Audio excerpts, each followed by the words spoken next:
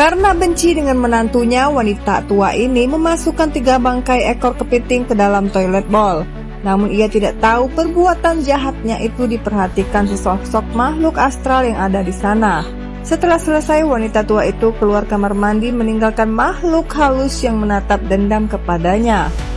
Sesaat kemudian, menantunya masuk ke kamar mandi sambil merapikan rambut di depan cermin. Tapi tiba-tiba, makhluk halus itu menghidupkan keran di dalam kloset. Seketika dia pun kaget mendengarnya.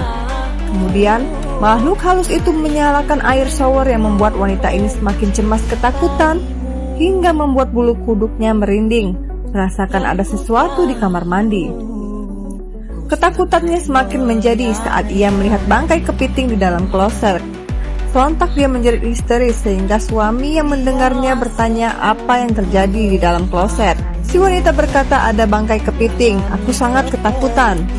Sang suami yang melihat pun juga heran kenapa bisa ada bangkai kepiting di dalam kloset. Aku juga tidak tahu, tapi tiba-tiba saja bangkai itu ada di dalamnya. Pria yang tidak yakin mendengar ucapan sang istri itu segera menyuruhnya pergi.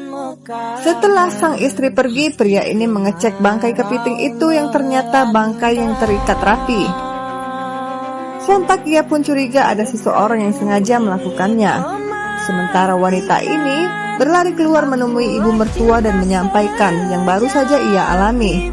Akan tetapi ibu mertua malah berbalik marah menuduhnya bercerita bohong. Wanita ini bilang, aku yakin dengan yang baru saja kulihat, pasti ada seseorang yang sengaja melakukan itu. Saat suaminya keluar, dia membawa bangkai kepiting, sembari bertanya siapa di antara mereka yang dengan sengaja melakukan ini. Sang ibu mengatakan dia tidak tahu. Karena tidak ada yang mau mengaku, akhirnya pria ini pergi untuk membuang bangkai kepiting itu. Wanita ini curiga jika semua itu adalah ulah ibu mertuanya. Namun ibu mertua bersikeras tidak mau mengakuinya, yang membuat menantu ini semakin curiga. Mengetahui menantunya mulai curiga, wanita tua ini memutarbalikkan fakta dan memarahinya karena menuduhnya tanpa ada bukti.